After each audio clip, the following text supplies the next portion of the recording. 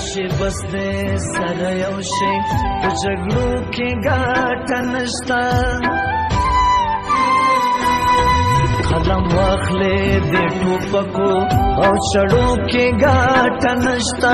چې یو موټی افغانان شي یا به جوړ افغانستان شي د پردیو لمسونه وي نو پوره به مې ارمان شي د پرهیز شګي وال ربه کاله دا زما دعا ده ای زما افغانستانه